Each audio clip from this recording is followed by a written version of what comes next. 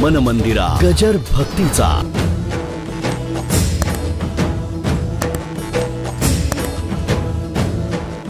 भक्तांच्या प्रेमाचं दर्शन, भक्तांच्या ओढीचं दर्शन.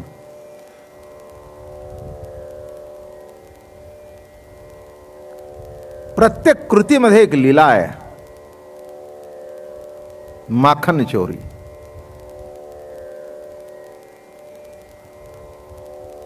गवळणीचा पदर धरण्यामध्ये सुद्धा लीला आहे,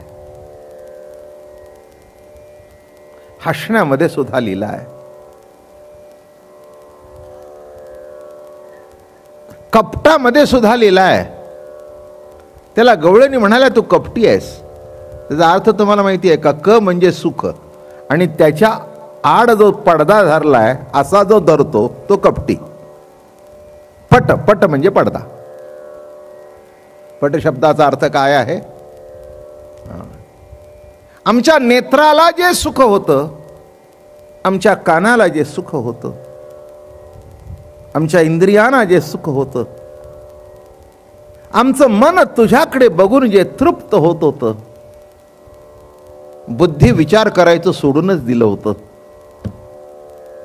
अशी समाधी न लावताना समाधी अवस्थेत चालत होतो, बोलत होतो, खेळत होतो, वावरत होतो. अशा जे समाधीचं अलौकिक सुख होतं त्याच्यामध्ये तू पट निर्माण केलास, म्हणून तुझं नाव कपटी आहे. कपट मोठा गोड अर्थ आहे. बाकीच्या माणसांचं कपट निराळ असतं, इथे तसं कपट नाही आहे.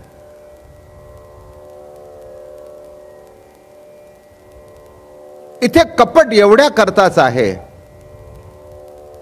की वियोग घडावा आणि त्या माध्यमातून संयोग सुद्धा विशेषत्वाने दर्शनात यावा, अनुभवात यावा. आणि म्हणून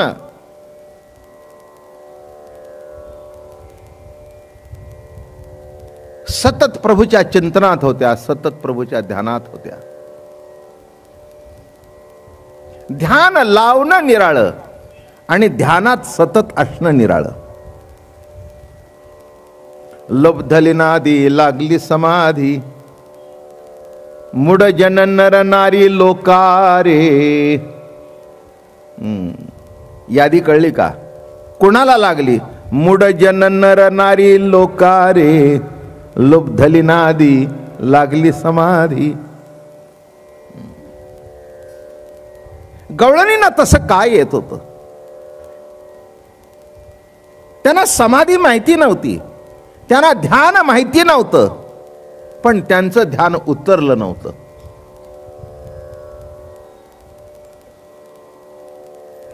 जीवी लागिले हरीचे ध्यान. ध्यान लागण्याकरता सुद्धा प्रेम लागतं. प्रेमाशिवाय ध्यान होऊ शकत नाही,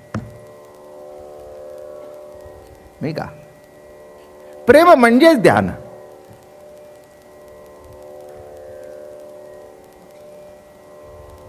एखाद्या विषयातल्या वस्तूचे जर प्रेम असेल तर तिचा सुद्धा विसर होत नाही.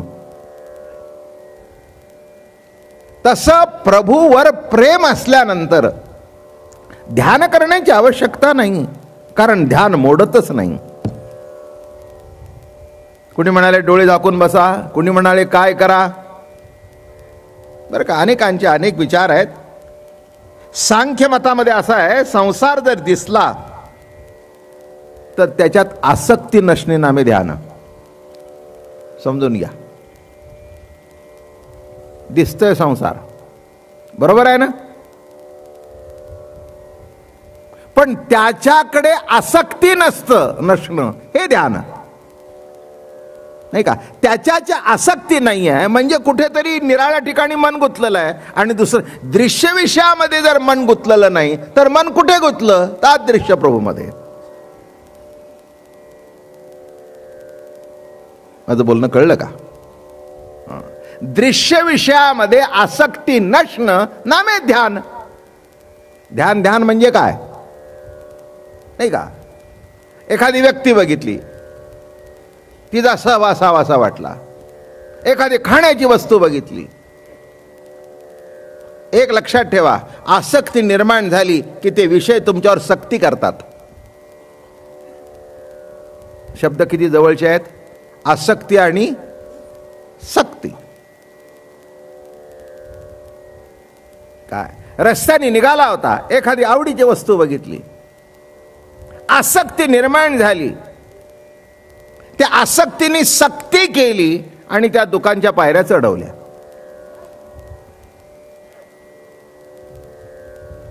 काय म्हटलं मी, आसक्तीने काय केली, सक्ती केली. लक्षात ठेवा. तसं दृश्य विषयाच्या ठिकाणी संसारावर आसक्ती नसणं हेच ध्यान आहे. त्याच्यातली आसक्ती निर्माण नसली की तिथे लक्ष जाणार नाही. लक्ष कुठेतरी लागून लक्ष लावणी अंतरी, कृष्ण पाहती नर नारी. लक्ष लावणी अंतरी आणि कृष्ण पाहती नर नारी. लक्ष अंतःकरणामध्ये होतं, हृदयाच्या ठिकाणी होतं. हृदयाच्या ठिकाणी वस्ती करणाऱ्या परमात्म्यावर होतं. अंतरात लक्ष लागल्या कारणाने बाह्य वस्तूमध्ये बघत होत्या, पण लक्ष तिथे होतं. काही वेळेला आपण पुष्कळ सवयीनुसार काम करत असतो, पण लक्ष दुसरीकडेच असतं, म्हणजे ध्यान दुसरीकडेच असतं. बोलणं समजलं का? काम करतो, सवयीनुसार ते काम नीट सुद्धा होतं. माझं बोलणं कळलं का? सवय अनुसार ते काम काही चुकत नाही, पण लक्ष आणि अगदीच लक्ष जर बेताल झालं तर मग गोंधळ होतात. मग नवरा म्हणतो, काय स्वयंपाक करताना लक्ष नव्हतं का? बरं का, जेवताना तो जेवत असतो, चपाती खात असते, बायको काहीतरी बोलत असते, याचं काही लक्ष नसतं. ती म्हणाली, अहो तुम्हाला ऐकायला येतंय का? माझं बोलणं कळलं का? तसं दृश्य संसाराच्या ठिकाणी आसक्ती नसणं हेच एक ध्यान आहे. योगशास्त्रामध्ये आपल्या लक्षामध्ये एकाग्रता होणं हे ध्यान आहे. लक्ष स्वरूपामध्ये एकाग्र होणं हे ध्यान. अलक्ष स्वरूप दिसतं ते लक्ष आहे, आणि दिसत नाही पण जे आहे ते अलक्ष आहे. जयाचे नि कृपा कटाक्षे, आलक्ष लक्षे विण लक्षे, साक्षी विसरला साक्षी, निज पक्ष गुरुत्वे. आलक्ष लक्षावर लक्षाशिवाय येत आहे. त्याला थोडंसं आता आलंय संपत अध्यात्म सांगत सांगत कृष्णचरित्र सांगावं. आता काय, कृष्ण जवळजवळ गोकुळातून बाहेर पडतोच आहे. काल रासक्रीडेतली सुमन मला सांगितली. आता कृष्ण गोकुळातून बाहेर पडायला निघालेलाच आहे. आता त्याचं कर्मकांड सुरू होईल. रासलीला संपली की लीला संपली आणि कार्य सुरू झालं. कळलं? मग कंसाला मारणं येईल, बरं का. मथुरेवर आक्रमण होत आहेत म्हणून द्वारका निर्माण होईल. मग माझ्या बाबाचं लग्न होईल. मग रुक्मिणीला पळवून आणील. कळलं का तुम्हाला? काय कळलं? काय होईल? रुक्मिणीला पळवून आणील. मग 16,108 सापडलेल्या त्यांना सोडून आणील. वेळी प्रसंगी प्रवचन करील, वेळी प्रसंगी खोटं नाटक करील. माझं बोलणं कळलं का? काय सुरू झालं? लीला संपली. आणि कर्मामध्ये कार्यरत होऊ लागला. आलं का लक्षात? लग्न झाल्यानंतर आपण मुलांना सांगतो, आता लक्ष ठेवून वागा, कसं तरी वागू नका, बायको आहे. तिच्यासमोर आम्हाला बोलायची पाळी येऊ नये असं सांगता का नाही तुम्ही? कोणी तुम्हाला तरी तुमच्या बापाने सांगितलं होतं का नाही? तर काय करावं?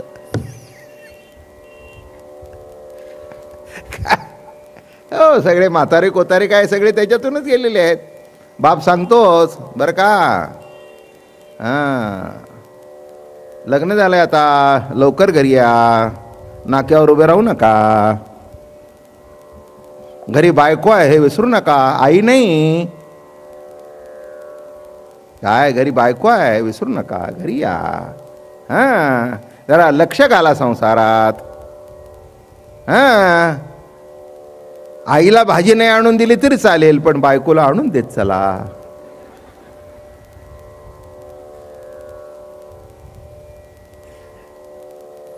आईला म्हणता येतं, ते म्हणते बरं बाबा, अजून माझ्या बाबाची लीला चालू आहे. आता ही लीला केव्हा संपायची? पुढच्या अध्यायातली लीला भेटल्यावर. काय लीला संपली आणि लीलावती आली, संपलं. काय तसं इथे कृष्ण लीला रास क्रीडेमधून परिपूर्ण अवस्थेला आली आणि पुढे कार्य सुरू झालं. जगदोद्धारा करता जे आले होते ते कार्य सुरू. आता इथेही राक्षसांचं मारणं बिरणं अमकं तमकं झालं हे नाही असं काही नाही आहे. अगदी सुरुवातच पुतनेच्या वधापासून हे जरी होतं तरी खेळ होते, लीला होतं, कौतुक होतं. अलग लक्षात, गाया चारणं होतं, मोठा आनंद लुटत होता भगवान. तुम्हाला माहिती आहे का, द्वारकेमध्ये गेल्यानंतर सुद्धा देवाच्या डोळ्याला धार लागत होती. गोकुळातले दिवस आठवून, बर का, गोकुळ वृंदावनातले दिवस आठवून. हो, तिथल्या गोपिकांचं स्मरण, तिथल्या गोपाळांचं स्मरण होऊन देवाच्या डोळ्याला सुद्धा धार लागत होती. खरंच आहे, लहानपणाचं आयुष्य ना बिगर जोखमीचं असतं. कशाचीच काळजी नसते. कशाची काळजी असते पोरांना? पोरांना काळजीच नसते. काय वयात येणं म्हणजे काळीज जागृत होणं. काळीज जागृत झाल्यानंतर काळजी वाटते. कळलं का तुम्हाला? काळीज जे आहे ना ते जागृत होत नाही. आणि हे संसारात आले की त्यांना मुलं बाळ झाले की थापाला झालं, काळी जागृत झालं. काळजी आली, याला संसार म्हणतात. लक्षात ठेवा, जयाचे निकृपा कटाक्षे आलक्ष लक्षे विणलक्षे. आलक्ष स्वरूप लक्षावर न लक्षात येता येत. म्हणजे काय? तुम्ही आता प्रवचन झाल्यावर घरी जाणार ना? हो, घरी जाणार. घरी जायचं पण 9, 9:30 होतो. आणि मग 9, 9:30 झाल्यानंतर जरा 5-10 मिनिटं झाल्यानंतर, अगं काय वाढतेच की नाही, मला भूक लागली आहे. म्हणजे 9:30 वाजताच तुम्हाला भूक लागली का? नव्हे, भूक लागण्याची प्रक्रिया तुमच्या न कळत आत्ता सुद्धा पोटात चालू आहे. भूक लागण्याची प्रक्रिया जी आहे, जे दुपारी खाल्लं ते पचवणं, काय तिथे पोटामध्ये पोकळी निर्माण करणं, तिथे भूक लागणं, हे तुम्हाला 9:30ला लागलेली कळेल. पण आता लागण्याची प्रक्रिया पोटात चालू आहे. म्हणजे अलक्ष स्वरूप लक्षावर तुमच्या लक्षात न येता येतं. मन मंदिरा गजर भक्तीचा.